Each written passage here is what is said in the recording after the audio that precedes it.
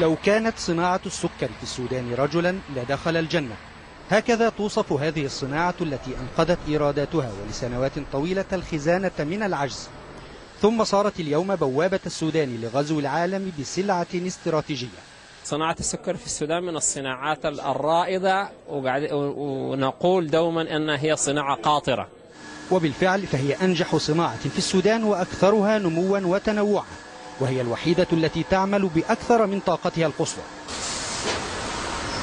بدأ إنتاج السكر في السودان في ستينيات القرن الماضي بنحو 10,000 طن سنويا، رقم قفز عبر 5 مصانع إلى نحو 1,000,000 طن حاليا، وتتطلع الحكومة لمضاعفته 13 مرة من خلال خطة السكر الكبرى التي ستغطي 4 ملايين فدان. لدينا خطة لمنظومة متكاملة لزيادة الإنتاج في صناعة السكر، ترتفع بإنتاج السكر في السودان إلى 13 مليون طن. كل مقومات النجاح موجودة، فمزارع السكر السودانية هي الأعلى إنتاجية في العالم والأقل تكلفة تقريبا، وكل ما يتطلبه الأمر استثمارات بنحو 20 مليار دولار. السودان كان بيعوز رأس المال والتمويل، والآن الاستثمارات الموجودة داخل السودان الغايمة والمتوقعة حقيقة حتثبت لك إن السودان الآن على أحتاب نهضة كبيرة جدا في جانب قطاع السكر. التمويل العربي ساعد السودان على إقامة أكبر مصنع للسكر في العالم، سكر كنانة، وهنا يجري العمل على قدم وساق لإقامة مشروع سكر النيل الأبيض، والذي سيمثل مع سكر كنانة رأس حربة صناعة السكر السودانية.